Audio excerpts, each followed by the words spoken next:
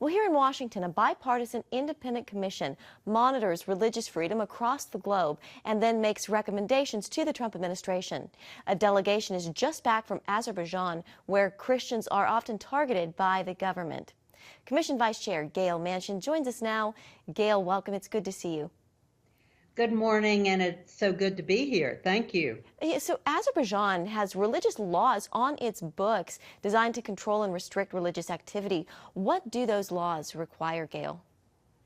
Unfortunately, they require all groups to register, and there has to be 50 members that register all at the same time, and their place of religious activity. And of course, in a large city, their capital, like Baku, finding 50 members of a particular religion is not that much of an ordeal. But when you get out to the rural areas of the country, then it is very difficult, where you have groups of maybe 10 or 15 that want to worship together in a home.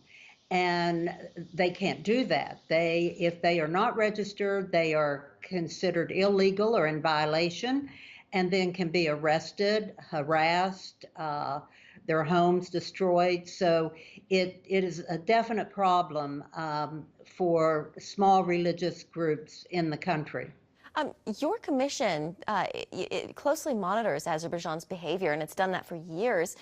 When you were there, did you witness, is there any glimmer of hope in that country for religious freedom? Oh, absolutely. We are very pleased with some of the progress that Azerbaijan has made.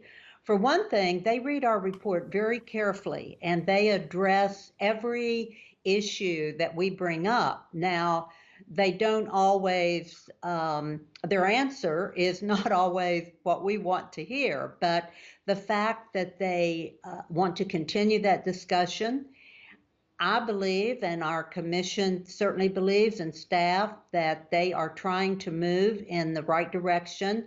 Some of their actions have been more positive in terms of more registrations, less apprehensions and violence in the outlying areas.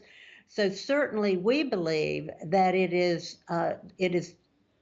going in the trajectory is good right now in terms of the direction they're moving. Our concern is that when you look at religious freedom, but they are a government that is very structured and very controlled. And so control and freedom are not synonymous. And I think that's where some of the issues arise in their effort to totally control, but yet say they completely allow religious freedom. Yeah. How would you rank Azerbaijan compared to other countries in terms of religious freedom? Well, certainly we are hopeful. There are some countries that we obviously are not hopeful about in terms of their persecution of people, even leading in some cases to genocide. So, and it's hard to compare countries in terms of where they're located. Azerbaijan has neighbors that are very worrisome, Russia. And so they often err on the side of caution, but unfortunately it errs on the side of persecuting religious freedom. One particular example are Jehovah's Witnesses, whom are promised that they will be given an alternative assignment. And yet that does not happen. Many times they are persecuted, they are harassed, they are arrested.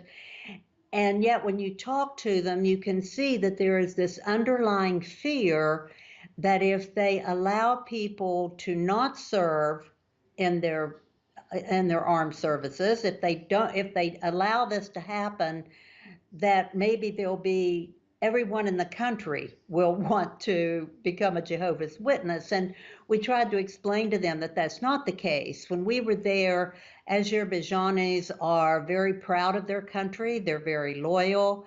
I think it's just like in the United States or anywhere in the world. Jehovah's Witnesses have a place, certainly, to practice their faith, and it certainly does not alleviate the armed forces nor people that are willing to fight and sacrifice their lives for their country. Gail, if you don't mind, just a personal question. You, of course, are in a very prominent public role, and your husband, Joe, is a U.S. Senator. How are both of you weathering this whole coronavirus pandemic? Well, I think it is a new world for all of us, certainly for Congress. But my husband was extremely pleased that the Senate was able to come together and pass a bipartisan bill that we hope at least begins to address the many issues that are going to face the people in our country in the days ahead, to protect workers, to protect certainly our medical people in their roles. It's a very frightening time, and every day brings a new set of challenges. And Joe certainly wants to continue to be able to work across the aisle and with the president to do what is best for this country. Certainly, he always fights for what's best for West Virginia, but doing what's best for the people of this country right now in terms of their health and their well-being is the primary concern. Yeah. Gail Manchin with the U.S. Commission on International Religious Freedom. It's so good to see you, and stay safe. Thank you. Same Thank to you, and thank you for having us.